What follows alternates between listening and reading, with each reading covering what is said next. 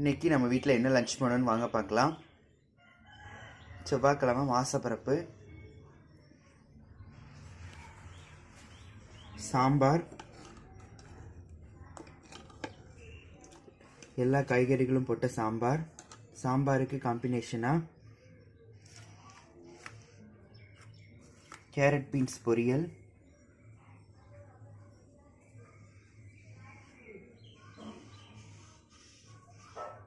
பச்சடி,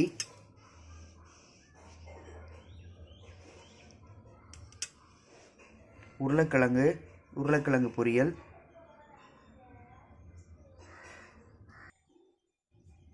வடகம்,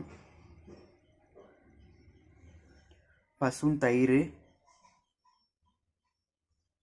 சூடான வடிச்ச வெள்ளை சாதம்.